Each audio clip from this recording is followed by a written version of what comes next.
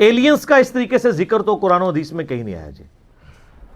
قرآن و سنت میں 3 طرح کی مخلوقات کا ذکر ہے. سورۃ الحجر میں، سورہ الرحمن کے اندر، اور کئی صورتوں میں جنوں اور انسانوں کا ذکر ہے. بلکہ سورہ رحمان میں تو 31 ٹائمز اللہ تعالیٰ نے ان دونوں گروہوں کو ایڈریس کیا ہے. فَبِأَيِّ آلَاءِ رَبِّكُمَا تُكَذِّبَانِ، اے 2 بھاری گروہ ہو، تم اپنے رب کی کس کس نعمت کو جھٹلاؤ گے اور کس کس قدرت کی نشانی کو جھٹلاؤ گے. کیونکہ دوزخ کی آیات میں آپ نعمت کا ترجمہ تو نہیں کریں گے نا. آلہ ویسے بھی کہتے ہیں قدرت کی نشانی.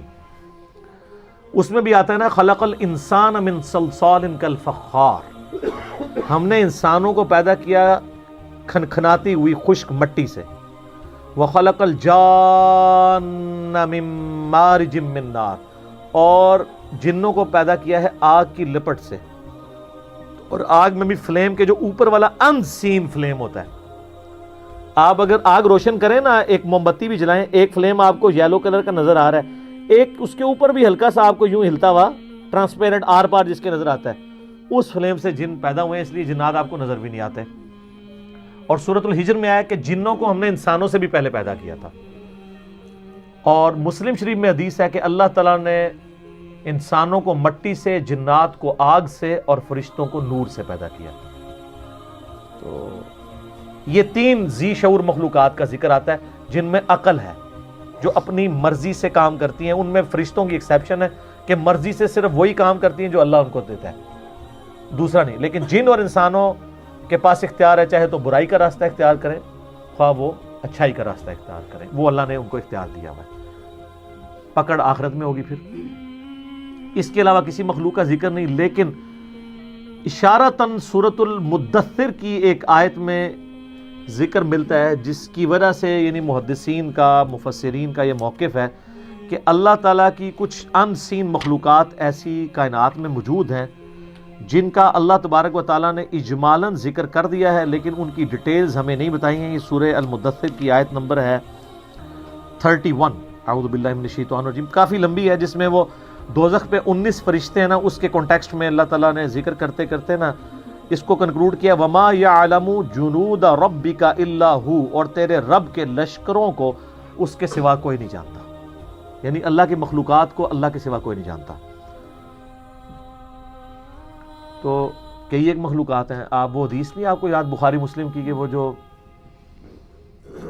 عقبہ بن ابی معیط تھا بدبخت، جس نے نبی علیہ السلام کے اوپر لا کے اوجڑی رکھی تھی، تو وہ جو بخاری حدیث میں، آپ مسلم میں بھی حدیث موجود ہے، اور قرآن پاک میں اشارتاً ذکر ہے سورہ علق کے اندر ابو جہل کے بارے میں. ابو جہل نے ڈیوٹی لگائی تھی نا اس کی کہ اللہ تعالیٰ فرماتا ہے اس کو پیشانی کے بالوں سے ہم گھسیٹیں گے آگ کی طرف، ابو جہل کو، کہ یہ ایک بندے کو صرف اس لیے اس کے ساتھ لڑائی کرتا ہے، اس کو تکلیف دیتا ہے کہ وہ اپنے رب کے حضور نماز کے لیے کھڑا ہوتا ہے. بخاری مسلم میں اس کانٹیکسٹ میں ایک حدیث موجود ہے کہ ابو جہل جو ہے وہ نبی علیہ السلام نماز کی حالت میں تھے کہ وہ آگے بڑھا اس لیے کہ آپ علیہ السلام کے اوپر کو بھاری پتھر پھینک دے تاکہ آپ کو شہید کیا جائے. پھر ڈر کے پیچھے ہٹ گیا. تو بعد میں لوگوں نے پوچھا کیا ہوا، تو اس نے کہا کہ میرے اور نبی علیہ السلام کے درمیان ایک بہت بڑی کھائی حائل میں نے دیکھی، اور ایک میں نے پروں والی بڑی عجیب و غریب شکل کی مخلوق دیکھی، اور مجھے لگتا تھا میں ایک قدم آگے بڑھا تو یہ میرے تکہ بوٹی کر دے گی. یہ حدیث بخاری میں بھی ہے، مسلم میں بھی. اب وہ مخلوق کیا تھی؟ اللہ کی مخلوقات ہیں.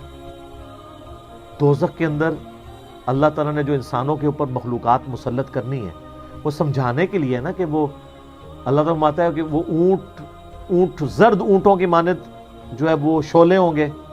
پھر اژدہا کا ذکر موجود ہے، سانپوں کا ذکر موجود ہے بخاری مسلم کے اندر. وہ اللہ کو پتہ ہے کون کون سی مخلوقات. وہ یہ والے سانپ تو نہیں ہے، یہ سانپ تو آگ میں مر جائیں. وہ کون سے سانپ ہیں؟ تو اللہ تعالیٰ کی مخلوقات بے شمار ہیں. کوئی بندہ اس روئے ارض پہ آپ چھوڑ دیں ذی شعور کو، اس روئے ارض پہ مخلوقات سائنس نے آپ کو بتایا کتنی ہیں. 2 ملین سپیشیز ہیں، 20 لاکھ مخلوقات صرف روئے ارض پہ ہیں، اور یہ وہ ہیں جو ڈسکور ہوئی ہیں. یہ کاؤنٹنگ تو چل رہی ہے. تو یہ آیت آپ کو سمجھ آئے گی تیرے رب کے لشکروں کو اس کے سوا کوئی نہیں جانتا. باقی جو فلموں میں اور کہانیوں میں اور افسانوں میں ایلین مخلوق کا ذکر کرتے ہیں، جی اے ادھر آئی، یہ کر گئی، وہ کر گئی، تو یہ تو ہالی ووڈ کی فلموں میں ہے. جب تک فزیکلی کوئی چیز سامنے نہیں آتی کوئی پروڈیوس نہیں کرتا. اور سر یہ کہانیاں آپ لوگ بھی کروا رہے ہوتے ہیں. خانہ کعبے میں ایک فرشتہ دیکھا گیا، وہ ایک کو روشنی سی نظر آتی ہے، تو وہ تو سر ہمارے سی سی ٹی وی کیمرے میں آپ کو چھوٹے چھوٹے وہ فرشتے نظر آ رہے ہیں. رات کے وقت اس ملک میں جو پولوشن ہے وہ اڑتی بھی جب آپ کو نظر آتی ہے، چونکہ یہ ایچ ڈی کیمرے لگے ہوئے ہیں نا، تو نائٹ ویژن کیمرے ہیں، تو آپ کو ذرات اتنے اڑتے ہوئے نظر آئیں گے. تو وہ مجھے جب بھائی پوچھتے ہیں کہ میں نے کہا فرشتے جو نا، یعنی انڈیا پاکستان بنگلہ دیش ہی فرشتے نے، سائنس دی زبان ہی فرشتے سے کوئی نہیں نے. یہ تو انہوں کہانی کرائے گی. فرشتے تو اپنی جگہ ایک مخلوقات ہیں، لیکن فرشتے جو ہیں وہ ایسی مخلوق ہیں کہ اللہ تبارک و تعالیٰ نے اس فزیکل ورلڈ سے ان کو ایک الگ مخلوق کے طور پہ رکھا ہوا ہے. اس فزیکل ورلڈ کی مخلوق نہیں ہے، اس لیے آپ کبھی دیکھ نہیں سکتے فرشتوں کو جب تک کہ وہ اس فزیکل ورلڈ کے جو قوانین ہیں ان کے مطابق انسانی شکل میں نہ آ جائے. جیسا کہ حدیث جبریل ہے، مسلم میں تو ڈیٹیل ہے، بخاری میں بھی ہے. جیسے جبریل علیہ السلام انسانی شکل میں آئے، سفید کپڑوں میں، کالے ان کے یعنی بال تھے، اور ایسے تھے کہ ان کے کپڑے کے لگتا تھا کہ کوئی سفر کے آثار بھی نہیں ہے، اور بندہ بھی کوئی آؤٹ اسٹیشن تھا. وہ جبریل علیہ السلام تھے. نبی علیہ السلام سے 1 to 1 سوال کر کے چلے گئے، گھٹنے سے گھٹنے ملا کے. تو اس طرح ہو سکتا ہے کہ فرشتہ انسانی شکل میں آ جائے. باقی یہ جو لوگ دعوے کرتے ہیں نا جی فلاں کو خضر مل گئے، فلاں کو فلاں بزرگ مل گئے، فلاں کو فلاں یہ ہو گیا، تو ساری کہانیاں ہیں سر. یہ تو کہانیاں اتنی ہیں، اور مجھے دکھ ہوتا ہے اس وقت جب ہمارے مذہبی طبقے کی طرف سے یہ چیزیں کہانیاں آتی ہیں. میں آپ کو پتا ہے سبز پگڑی والی جماعت کے ساتھ بھی رہا، میں رائے وینڈ والی جماعت کے ساتھ بھی رہا، اور جماعتوں کے ساتھ بھی. جدھر بھی میں گیا ہوں نا اس طرح کی کہانیاں مجھے ملی ہیں.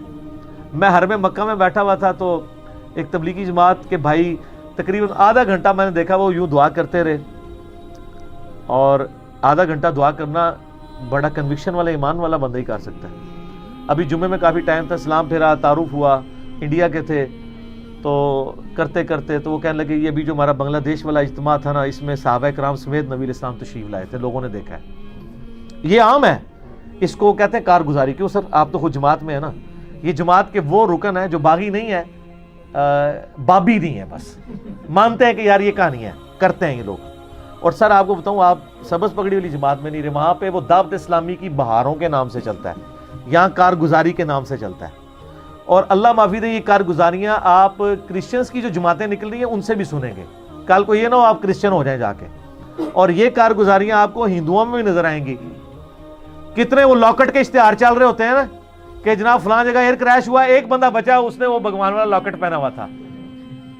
تسی جناب وہ نالائن سی والے بیج بیچ دے ہو، وہ اپنے لاکٹ بیچ دینے. تو یہ بائی چانس بھی تو ہو سکتا ہے نا. یا تو یہ ہے کہ بھئی آپ ایک جہاز روانہ کریں جس پہ ساری سواریوں کو لاکٹ پہنائیں، اس کو گرائیں، اور کہ سارے بچ گئے، پھر منہ گے نا. ہاں کہانی تو پھر انج ہوتی، گورا تو پھر انج انالیسس کرتا ہے نا، بائی چانس نال تو نہیں ہوتا. یہ ساری کی ساری چیزیں کہانیاں، جھوٹ، اور یہ وہاں بھی ملتا ہے. میں آلموسٹ دعوت اسلامی کے اجتماع میں 6-7 کنٹینیوس اجتماعوں میں گیا ہوں.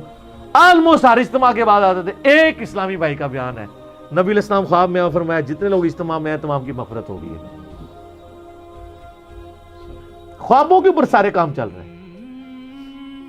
اور یہی رائے ونڈ میں آئے گا تو وہ کہیں گے جھوٹ ہے، رائے ونڈ والے کہیں گے یہ جھوٹ ہے، اور ہم کیا کہیں گے کہ دونوں ہی ایک دوسرے کو نیچا دکھانے کے لیے. او جی پنجے جو خون نکل آیا،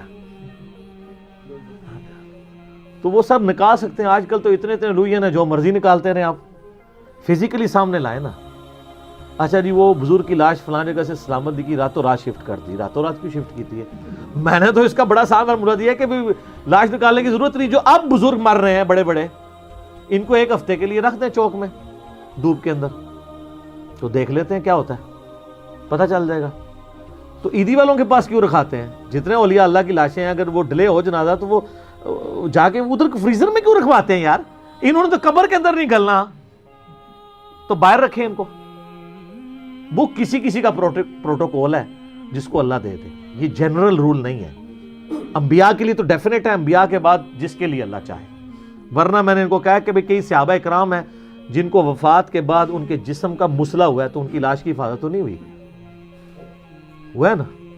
رومن امپائرز کی جنگوں میں کئی صحابہ کو تیل کے کڑاہوں میں زندہ جلایا گیا، روسٹ کیا گیا ان کو، وہ تو نہیں بچے۔ سر دنیا بقدر ایفرٹ ہے۔ اس سے بھی بڑھ کے ابو عبیدہ ابن جراح طاعون کے مرض میں مبتلا ہو کے شہید ہوئے ہیں۔ سر طاعون کے مرض میں انسان کی کیا حالت ہوتی ہے؟ جسم کے اوپر پھوڑے نکلتے ہیں اور پھر تعفن پھیلتا ہے اور اس کی تکلیف سے انسان مر جاتا ہے، اتنے بڑے بڑے پھوڑے نکلتے ہیں۔ اور یہاں وہ جنید جمشید صاحب جب شہید ہوئے ایئر کریش میں تو کہتے ہیں دیکھو جی کیسی موت مرا ہے یہ۔ تو میں آپ سے پوچھتا ہوں ان کو تو چھوڑ دیں، ابو عبیدہ ابن جراح طاعون کے مرض میں فوت ہوئے، اور وہ شخص جس نے یرموک کے اندر رومن امپائر کو گھٹنے ٹیکنے پہ مجبور کیا، بیت المقدس جس کے ہاتھوں پہ فتح ہوا، اور حضرت عمر ان کو آخری وقت تک خط لکھتے تھے کہ تم واپس مدینے آؤ، میں اپنے بعد تمہیں خلیفہ بنانا چاہتا ہوں، لیکن وہ 18 ہجری میں شہید ہو گئے، اور جس کے بارے میں بخاری مسلم میں حدیث ہے ہر امت کا کوئی نہ کوئی امین ہے، اور میری امت کا امین ابو عبیدہ ابن جراح ہے، جس کے بارے میں مسلم شریف میں حدیث ہے، ام عائشہ کہتی ہیں کہ میرا خیال ہے کہ نبی علیہ السلام اگر اپنا خلیفہ کسی کو بناتے تو ابو بکر کو بناتے، اور ابو بکر کے بعد کسی کو بناتے تو عمر کو بناتے، اور عمر کے بعد کسی کو بناتے تو ابو عبیدہ کو بناتے۔ یہ مسلم شریف میں ہے۔ اور اس ابو عبیدہ کی موت کس طرح ہو رہی ہے؟ آپ لوگ ہوتے تو کہتے کہ جی وہ جناب نفل پڑھ رہے تھے، سجدے میں گئے اور وہیں پہ وصال فرما گئے۔ آج کسی بندے کی اس طرح کی موت ہو جائے، دوسرے فرقے والے کہتے دیکھو کتے کی موت مرا ہے، یہی کہتے ہیں نا۔ سر کوئی ڈیسیژن نہیں کر سکتا کہ اس کا دنیا سے ایگزٹ کیا ہے۔ کوئی شیر کے پنجرے میں مرے گا، کوئی ایئر کریش میں مرے گا، کوئی سمندر میں ڈوب کے مرے گا، کوئی میدان جنگ میں مرے گا۔ آخرت فیصلہ کرے گی کہ اس کے ایگزٹ کا انجام کیا ہوا ہے، ورنہ تو طاعون کے مرض میں کتنی تکلیف سے انسان مرتا ہے، آپ سوچ سکتے ہیں کتنے لوگ شہید ہوئے ہیں اس طریقے سے۔